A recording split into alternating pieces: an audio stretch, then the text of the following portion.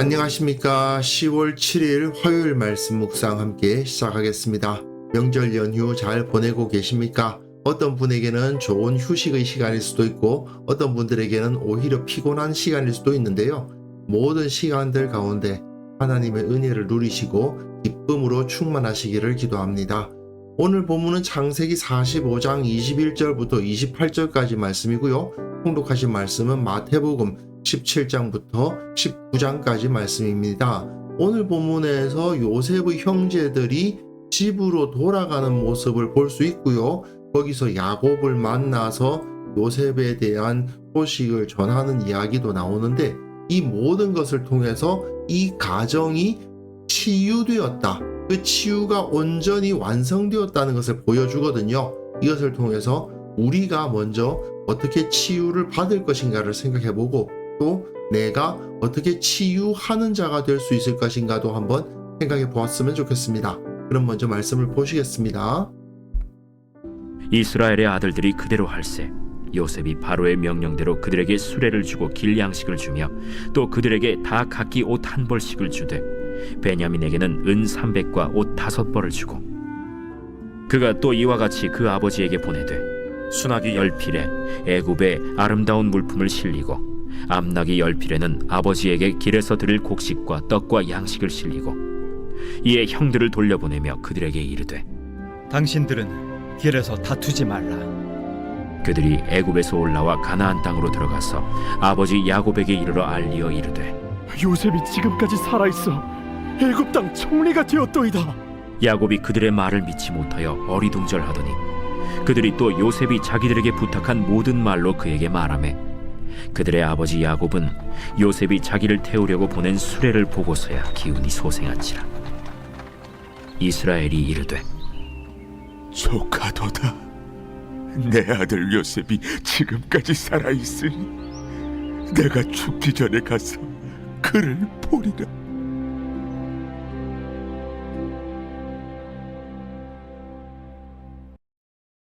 오늘 본문이 이 가정 내에 있는 모든 문제가 어떻게 치유되었는가를 보여주고 있는데요. 이스라엘의 아들들이 그대로 할세, 이건 결국 어제 본문에서 바로가 요셉을 통해서 주었던 그 명령을 그대로 따랐다는 얘기죠. 수레도 챙기고 나름대로 양식도 챙기고 해서 따랐다는 이야기인데 요셉이 바로의 명령대로 그들에게 수레를 주고 길 양식을 주었다. 길에서 먹을 양식도 주었다는 거예요. 또 그들에게 다 각기 옷 한 벌씩을 주되 베냐민에게는 은 300과 옷 5벌을 주었다고 되어 있어요. 여기서 각기 옷 한 벌씩을 주었다라는 말이 여기서 치유가 일어났다는 것을 상징적으로 보여줍니다. 요셉이 17살 때 그 형들은 요셉을 붙잡아서 요셉이 입고 있던 채색 옷을 빼앗고 그를 노예로 팔았죠. 그런데 이제 요셉은 그들에게 옷을 줍니다. 자기 옷을 빼앗아 갔던 형들에게 옷을 줌으로써 이들의 관계가 완전히 회복되었음을 드러내주고 있는 거죠. 그리고 베냐민에게는 특별히 은 300을 더 주고 있어요. 이거는 과거에 자기가 은 20세겔의 형들에 의해서 노예로 팔렸던 것을 기억하게 하는 장치이기도 하고요. 또 자기가 베냐민의 짐에다가 은잔을 숨겨가지고 누명을 씌웠잖아요. 그에 대한 배상이라고도 할 수 있습니다. 그리고 옷을 5벌을 주었다는 것은 이전에 형제들이 다 함께 먹을 때에 베냐민에게 음식을 5배를 주었던 것과 같은 것이죠. 따지고 보면 10명의 형들은 잘못을 했지만 베냐민은 아무런 잘못을 하지 않았던 사람 아닙니까? 그런데 자기가 잘못이 없는데 애굽의 총리라는 사람이 자기를 부른대요. 그래서 좀 두려운 마음에 같이 오지 않았겠어요. 그리고 식사 잘 해놓고는 자기가 은잔을 훔쳤대. 자기는 그런 적이 없는데. 그런데 열어보니까 자기 짐에서 은잔이 나오는 너무나도 황당한 일을 당했던 거 아닙니까? 그것에 대한 배상을 받아야 한다고 요셉은 생각을 했겠죠. 그러니까 옷도 5배를 주고 은도 300세겔이나 주면서 큰 선물을 안겨주고 있는 것을 볼 수 있고요. 또한 자기가 가장 사랑하는 동생이니까 그렇게 했을 수도 있죠. 그런데 중요한 것은 요셉이 베냐민에게 은 300과 옷 5벌을 주었다고 해서 형들이 그것을 보고 시기 질투를 했느냐? 아니잖아요. 앞에서 식사를 나눌 때에도 베냐민에게 5배의 음식을 주었다고 해서 형들이 시기 질투를 했느냐? 아니잖아요. 이들이 이제 완전히 회복됐다는 것을 보여주는 겁니다. 누가 더 아버지로부터 사랑을 많이 받고 누가 더 인정을 받고 하는 것이 중요하지 않다. 우리는 모두 한 가족, 한 형제다 하는 것이 여기서 드러나고 있는 겁니다. 그가 또 이와 같이 그 아버지에게 보내되 수나기 10필에 애굽의 아름다운 물품을 실리고 암나기 10필에는 아버지에게 길에서 드릴 곡식과 떡과 양식을 실렸다라고 되어 있어요. 거기 가서 오랫동안 먹을 건 아니잖아요. 그러니까 다시 돌아올 때 먹을 곡식과 떡과 양식을 실려서 아버지에게 보냈다는 것인데 수나기 10필, 암나기 10필 이 10이라는 숫자를 보시면 출애굽이 생각이 나야 정상입니다. 애굽의 10가지 재앙이 떠오르죠. 사실 이것은 요셉에게서 야곱에게로 애굽에서 약속의 땅으로 가는 길 아닙니까? 출애굽을 미리 떠오르게 하는 장치인 것이죠. 이후에 이들이 이 애굽에서 다시 집으로 돌아갈 겁니다. 여기서도 컴백홈, 집으로 돌아간다라는 주제가 반복이 되고 있습니다. 이에 형들을 돌려보내며 그들에게 이르되 당신들은 길에서 다투지 말라 하였더라. 참 재미있죠. 이것은 이들이 온전히 치유가 되었는데 치유되지 않은 것처럼 행동하지 말자는 거죠. 요셉은 사실은 그 형들이 자기 문제 때문에 싸우는 걸 봤습니다. 자기들이 억울하게 갇혔을 때 우리가 그 아이의 일, 자기들이 요셉을 노예로 판 그 일로 인해서 죗값을 받는 것이다 라고 말하는, 즉 그때까지 약 20년이 넘게 시간이 지났지만 계속 그들 마음속에는 죄책감이 남아 있었다는 뜻 아니에요. 그 죄책감 때문에 서로 다투는 모습을 보았는데 이제 더 이상 그런 죄책감을 품고 있지 말라는 거죠. 나는 온전히 당신들을 용서하였습니다. 여러분들은 완전히 용서를 받았습니다. 그러므로 당신들에겐 죄가 없습니다. 그러므로 가는 길에 다투거나 그러지 마십시오. 그 말이죠.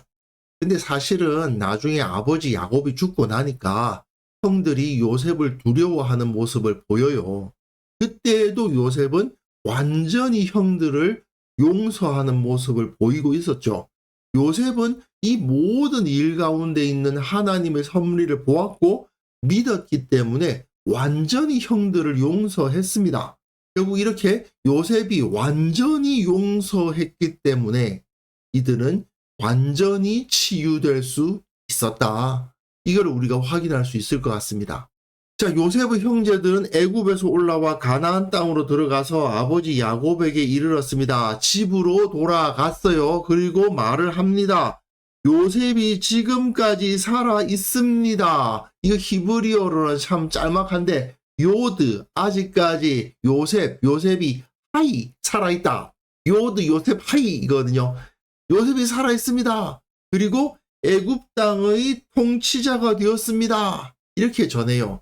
그러니까 야곱은 어리둥절했다. 왜? 그들의 말을 믿지 못했기 때문이다 라고 되어 있거든요. 그런데 이 어리둥절하다라는 표현이 직역하면 심장이 멈췄다 그 말입니다. 도무지 믿을 수 없는 소식에 심장이 멎는 것과도 같은 충격을 받았다. 또는 이걸 가지고 기절했다라는 의미로 해석할 수도 있는데요. 그런데 이후에 요셉이 자기들에게 부탁한 모든 말로 그에게 말하고 또한 요셉이 자기를 태우려고 보낸 수레를 보고 하는 걸 보면 완전히 기절했다라고 보기는 어렵고 큰 충격을 받았다라는 것으로 이해를 하면 되겠습니다. 심장이 멎는다고 표현할 정도로 큰 충격을 받았다. 그렇지만 요셉의 말을 들었고 또 요셉이 자기를 태우려고 보낸 수레까지 보아서 그 기운이 소생했다. 그 영혼, 히브리어로는 루아흐인데요. 기운, 영혼이 소생했다. 다시 살아났다라고 표현을 합니다. 요셉이 살아있다는 소식에 다시 그 기운이 소생할 정도로 요셉은 야곱에게 절대적인 존재였다는 것을 알 수가 있죠. 그래서 이스라엘이 이르되 조카도다. 이것은 충만하다라는 의미도 되고 충분하다 또는 위대하다라는 의미도 되는데 히브리어로는 라브입니다. 라브한 단어가 나오고요. 내 아들 요셉이 지금까지 살아있으니 되어 있는데 여기서 요셉이 지금까지 살아있어 라는 말과 거의 비슷합니다. 내 아들 브니인데요. 벤이 아들이고 내 아들 이렇게 되면 브니 이렇게 되는데 요셉이 지금까지 살아있다라는 말은 요드 요셉 하이고 내 아들 요셉이 지금까지 살아있다는 것은 요드 요셉 브니 하이예요. 단어 하나 더 들어갔을 뿐이죠. 똑같은 말이 역시 반복되고 있는 것이라고 할 수 있습니다. 요셉이 죽었다고 생각했는데 요셉이 살아있다. 야곱, 이스라엘에게는 아들 요셉이 죽었다가 다시 살아난 셈이에요. 내가 죽기 전에 가서 그를 보리라. 자신의 죽음과 아들의 살아있음을 연결해서 말하고 있잖아요. 결국 야곱의 모든 것이었고 생명과도 같은 것이었는데 하나님께서는 야곱에게서 요셉을 일단 빼앗으심으로써 그 생명과도 같은 요셉을 잃어버리게 하심으로써 그가 가지고 있었던 모든 문제와 상처를 치유하기 시작하셨고 그 가정에서 그 모든 문제가 다 치유가 되니까 요셉을 돌려주셨구나 하는 것을 알 수가 있죠. 자, 이렇게 요셉의 형들도 그 아버지인 야곱도 하나님께서 요셉을 통해서 행하신 역사를 통해서 치유를 받은 셈입니다.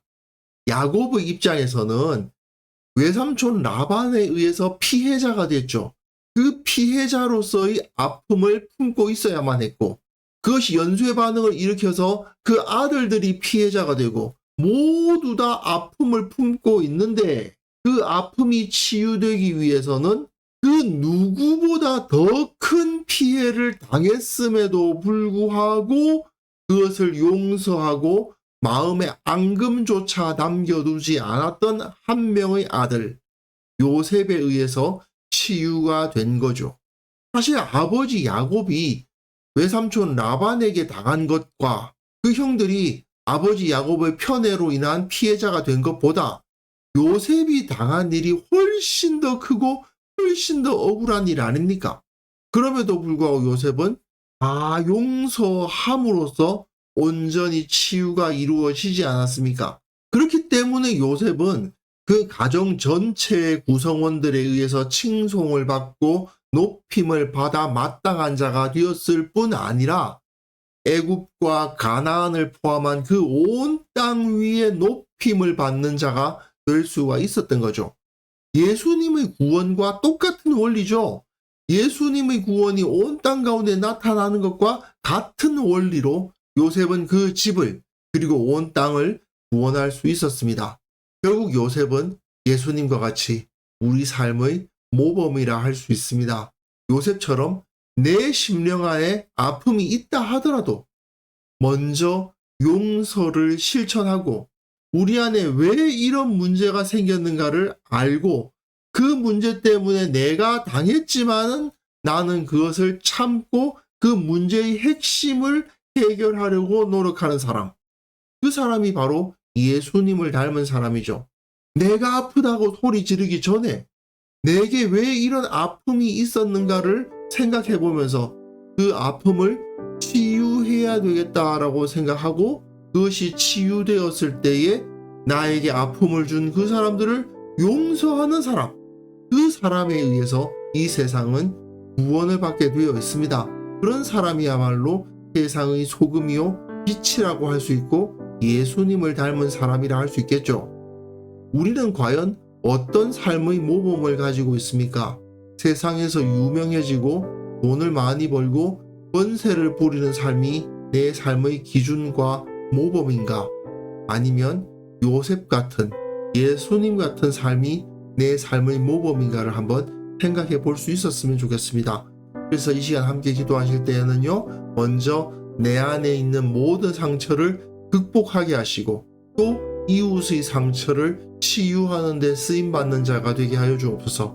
우리 교회 모든 성도들이 서로에게 치유자의 역할을 감당하게 하시고 그것을 통해서 모두가 아픔의 위로를 받는 그런 공동체가 되게 하여 주옵소서.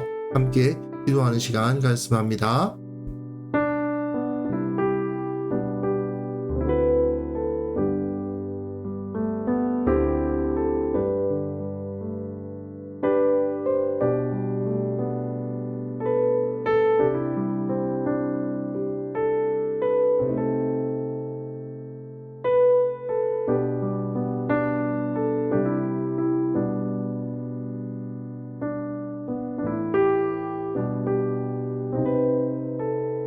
하나님 아버지, 먼저 내 안에 있는 모든 상처가 치유되게 하여 주옵소서.